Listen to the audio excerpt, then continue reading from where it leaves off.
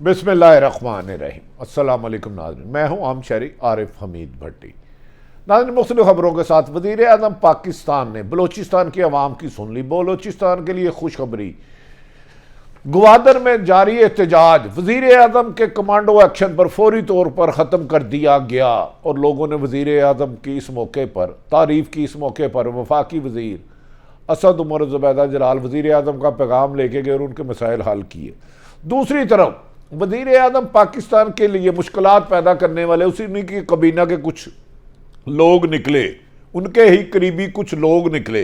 पाक चीन ताल्लुकात को ख़राब करने की साजिश बेनकाब। क्या वज़ीर आज़म इन साजिश करने वालों को सजा दिला पाएंगे? दूसरी तरफ इसराइल पर तस्लीम कराने के लिए पाकिस्तान पर मुख्तलिफ तरीक़ों से दबाव डाला जा रहा है। वज़ीर आज़म ने वाशगाफ लफ्ज़ों में कह दिया कि वो वज़ीर आज़म को इसराइल को तस्लीम नहीं करेंगे। हुकूमत आनी जानी चीज़ है। नाज़रीन, क्या बात है कि इस्लामाबाद में हालात कशीदा होते जा रहे हैं। इस्लामाबाद 3 दिन के लिए बंद होगा। एक ऐसी OIC की कॉन्फ्रेंस हो रही है जिसका कभी भी कोई नतीजा नहीं आया और एंड पे आपको बताएंगे कि पाकिस्तान की सियासी सूरत हाल पे अचानक नून लीग को नवाज शरीफ के पाकिस्तान आने पर किस बात पर आ रहे हैं और क्यों आ रहे हैं और इधर तासुर क्या दे रहे हैं, हंडिया में पक क्या रहा है। नाज़रीन, ग्वादर में एक एहतजाज जारी था जिसे मीडिया में उतनी कवरेज नहीं मिल सकी जितनी कि उन्हें मिलनी चाहिए थी। बहरहाल वज़ीर आज़म पाकिस्तान इमरान खान ने नोटिस लिया और उन्होंने कहा कि पंजाब, कराची और KP के जिस तरह इसी तरह उनके लिए बलोचिस्तान है और माजी में भी उनकी महरूमियों का जिक्र किया और उन्होंने कहा फौरी तौर पर इनके मसाइल को हल किया जाए। जिस पर वज़ीर आज़म के हुक्म पर वफाकी वज़रा और वज़ीर आला KP बलोचिस्तान वहाँ गए और उनके आज मसाइल हल कर लिए, जिस पर लोगों ने खुशी का इजहार करते हुए कहा कि अरसा दराज से वो कर रहे थे लेकिन उनकी हक तलफी की जा रही थी, उनके बच्चों से खाने का निवाला छुना जा रहा था और वज़ीर आज़म के इस इक़दाम की उन्होंने तारीफ़ की। दूसरी तरफ नाज़रीन, एक गनवानी साजिश ये हो रही है कि पाकिस्तान और चीन के ख़िलाफ़ हालात कशीदा किए जाए। इसमें कहा जा रहा है गैर मुल्की ताकतें, बैरूनी ताकतों का बहुत असर व रसूख है और कुछ पाकिस्तान में भी दानिश्ता या गैर दानिश्ता इसका हिस्सा बन रहे हैं। पाकिस्तान और चीन की दोस्ती को हिमालय से बुलंद है। हमेशा बुरे वक्त में पाकिस्तान ने चीन का साथ दिया और चीन ने पाकिस्तान का दिया। CPEC एक वो ऐसा बड़ा इक़दाम था जो उस रीजन की पूरी सूरत हाल चेंज हो जाना थी। अब ये कामयाबी से जारी था कि इसमें रुकावटें डालना शुरू कर दी कि अचानक अफ़गानिस्तान का इशू आया जिसमें अमेरिका और भारत की फ़ौज को पसपाई हुई और उसके लिए उन्होंने पाकिस्तान और चीन में फासले रखने के लिए मुख्तलिफ हरबे इस्तेमाल करने शुरू कर दिए। इसलिए पाकिस्तान और चीन के तल्लुकात ख़राब करने के लिए आपको याद होगा कि 2 दफ़ा चीन की टीम पर जो आए हुए थे वो उन पर अटैक कराया गया, हमला कराया गया। उसके ताने बाने भी पाकिस्तान दुश्मन मुल्क के साथ मिलते हैं। CPEC प्रोजेक्ट में भी जानबूझकर ताहीरी हरबे इस्तेमाल करवाए जाते रहे ताकि चीन पाकिस्तान की दोस्ती में थोड़ा सा खलल पैदा हो और CPEC प्रोजेक्ट अपने मुकर्रर वक्त की बजाय डिले किया जाए और पाकिस्तान के तहत गायब हो। CPEC के तहत बनने वाले 5 बिजली घर जिन्होंने 3600 मेगावाट बिजली पैदा करनी थी, अब इनकी तकमील में तोसी कर दी गई है। नाज़रीन, पाकिस्तान ने हर मुमकिन कोशिश की कि CPEC के लिए चाइनीज़ की हिफाजत के लिए फूल प्रूफ इंतज़ाम किए जाए। 2 हमलों पर कुछ थोड़ी सी बदमज़गी सी हुई। मनसूबों की तकमील में कई रुकावटें हैं। अब ये रुकावटें कौन डाल रहा है और इनको पता करवाना वज़ीर आज़म इमरान खान की जिम्मेदारी है और मुक़्तदर हलकों का काम है कि वो पता करें कि पाकिस्तान और चीन के दरमियान दुनिया का बड़ा मंसूबा CPEC में कौन रुकावटें डाल रहा है और किसको नज़रअंदाज किया गया है और कौन इसकी मुश्किलात में इजाफा कर रहा है। अगर ऐसा ना किया तो अमेरिका ऑलरेडी पाकिस्तान के सख्त खिलाफ है, FATF में पाकिस्तान का नाम नहीं निकलने दे रहा और IMF के ज़रिए शराइत लगवा रहा है। लेकिन चीन के साथ जो तल्लुकात हैं, जो वज़ीर आज़म इमरान खान ने कई बार कहा कि वो चीन के साथ मिसाली तल्लुकात रखें, उसमें कोई ना कोई गड़बड़ तो कर रहा है जिसकी वजह से CPEC के मनसूबे मुकर्ररा वक्त पर हल नहीं हो रहे। दूसरी तरफ चीनी पावर प्लांट्स का अब तक 230 अरब रुपए की अदायगियां नहीं हो सकी। इतनी बड़ी अदायगियां ना होने से तमाम प्रोजेक्ट रुक सकते हैं और इसके लिए आने वाले दिनों में कोई अच्छी खबरें नहीं होंगी।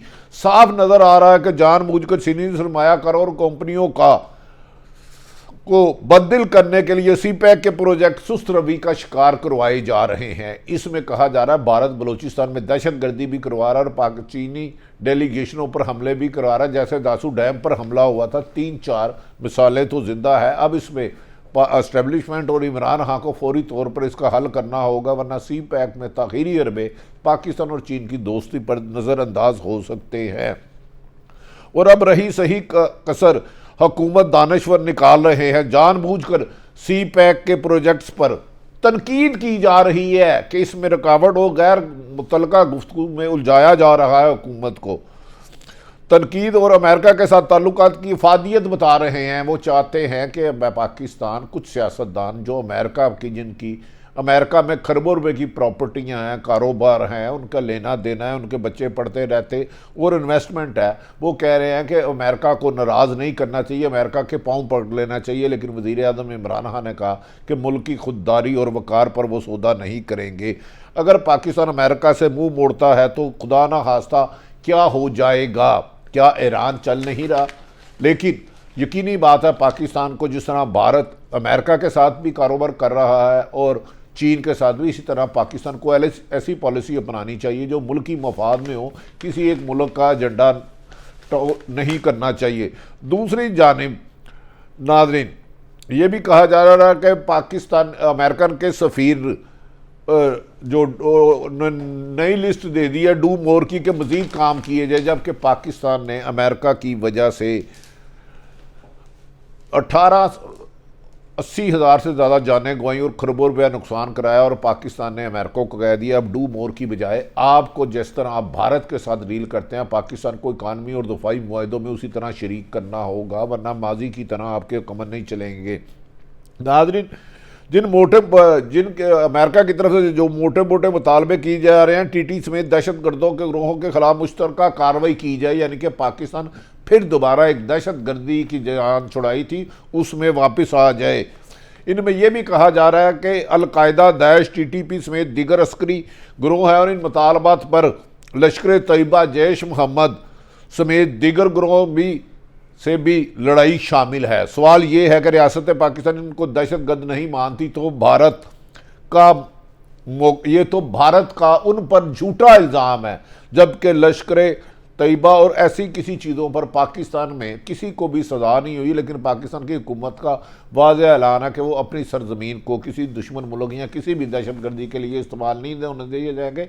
ऐसा लग रहा है कि इंटरनेशनल पावर्स पाकिस्तान की मुश्किलात में इकानमी तौर को डैमेज करने के लिए मुख्तलिफ हरबे इस्तेमाल कर रहे हैं। इसके लिए पाकिस्तान की हुकूमत को अलर्ट रहना होगा। पाकिस्तान अपने लोगों के खिलाफ कार्रवाई करेगा जिनको सालों कश्मीर में लड़ने और जहाद के लिए भेजने जैसी बातें नहीं हैं। पाकिस्तान की कोई मकबूजा कश्मीर में कहा जा रहा है वहाँ की लोग जदोजहद कर रहे हैं और पाकिस्तान ने उनकी अखलाकी मदद रखी और वहाँ होने वाले मजालिम से दुनिया को आगाह किया। लेकिन पाकिस्तान में दरअंदाजी का इल्ज़ाम लगाना ये भारत का एक झूठा प्रोपोगंडा है जिसे इंटरनेशनल मीडिया वाज़ेह कर चुका है। तौहीन मज़हब के इल्ज़ामात ने कानून की बालादस्ती को कमज़ोर किया। आलमी सतह पर पाकिस्तान की साख को नुकसान पहुँचाने की कोशिश की जा रही है। इसी वजह से कातलाना तशद्दुद होने के अमवात भी हुई।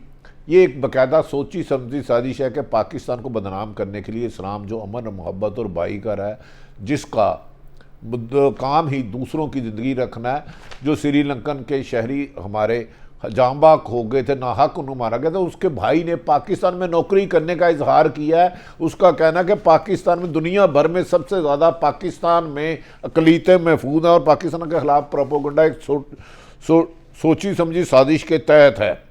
ना ये भी ज़रा हुकूमत पाकिस्तान पर जोर दूंगा कि सहाफ़ियों और सिविल सोसाइटी को हरासा करना बंद किया जाए।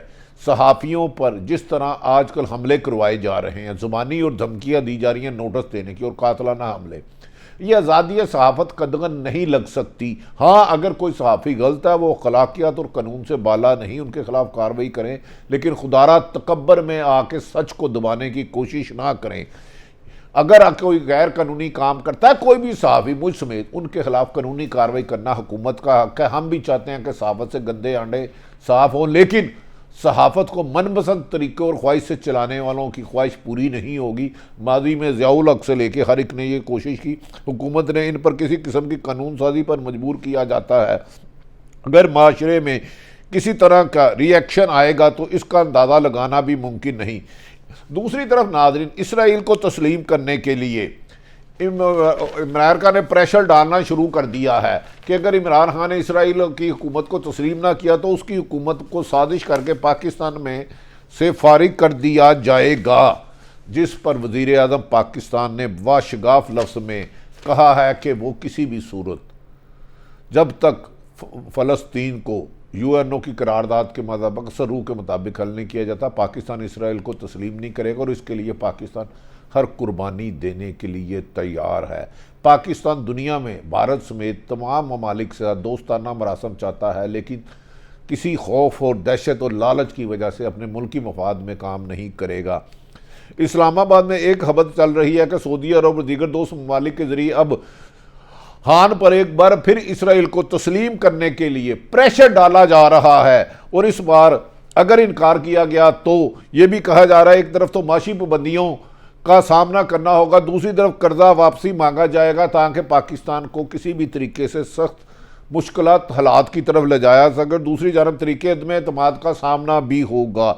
बजट पास नहीं होने, मिनी बजट पास नहीं दिया जाएगा। नाजरीन, ना जाने सऊदी अरब को इसराइल को तस्लीम कराने का क्या शौक़ है, ये पाकिस्तान का अंदरूनी मामला है। पाकिस्तान ने हर इस्लामी ममालिक के लिए अपना किरदार अदा किया और इस सिलसिले में अस्करी क़यादत और सिविल हुकूमत एक पेज पर है कि इसराइल को तस्लीम नहीं करेंगे।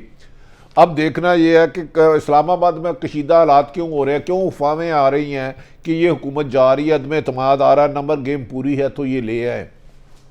इस्लामाबाद में अचानक सख्त पाबंदियाँ लगा दी गई हैं। OIC के इजलास के बाद हुकूमत ने वफाकी हुकूमत में 3 रोज़ के लिए तमाम मोबाइल सर्विसेज बंद करने का फैसला किया है। नाज़रीन, ये कोई अक्लमंदी नहीं। जो काबिल एहतराम गेस्ट आते हैं उनकी फुल प्रूफ सिक्योरिटी देना पाक फौज की अहलियत भी है, काबिलियत भी है और इससे ज़्यादा काबिल हैं। इस तरह 3 दिन के लिए एक शहर को बंद करने के लिए हुकूमत के लिए जग हसाई का बायस बनेगा। ज़राए वजारत दाखिला के मुताबिक 17, 18 और 19 दिसंबर को इस्लामाबाद भर में मोबाइल फ़ोन सर्विस बंद होगी और वजारत दाखिला ने PTA को मोबाइल फ़ोन सर्विस बंद करने का हुक्म भी जारी कर दिया है। दूसरी जानिब वजारत खारजा ने 20 दिसंबर को इस्लामाबाद में आम तातील देने की सिफारिश कर दी है। पाकिस्तान में इस्लामी ताउन तंजीम OIC कॉन्फ्रेंस 19 दिसंबर को मुनक़िद की जाएगी। इस कॉन्फ्रेंस में शिरकत के लिए सऊदी अरब समेत इस्लामी ममालिक के कई ममालिक के लोग ने शिरकत की यकीन दहानी कराई है। कॉन्फ्रेंस का मकसद अफगानिस्तान की बिगड़ती हुई सूरत हाल पर बहस करना है। वज़ीर ख़ारजा शाह महमूद कुरैशी ने कहा कि OIC वज़ीर ख़ारजा कॉन्फ्रेंस में के एजेंडे में तालिबान को तस्लीम करने की कोई बात नहीं। आलमी बरादरी और अफ़गानियों की मदद पर आमादा किया जाएगा, लेकिन इन्हें कुछ चीज़ों पर खदशात हैं कि कोई दूसरे मुल्क भारत अपनी साजिशें करेगा। याद रहे, आलमी माहिरीन के मुताबिक सर्दियों में अफ़गानिस्तान पर बहुत सख्त अफ़गानिस्तान में बहुत ज़्यादा सर्दी होती है, जिसकी वजह से तकरीबन 90% अफ़गानियों के पास खाने पीने की बुनियादी अशिया नहीं और इस वक्त कहत का आलम है। क्या पाकिस्तान की ये कोशिश कामयाब होगी? हमारी दुआ है कि अफ़गानिस्तान हमारा हमसाया मुल्क है, उनकी कोशिशें हों।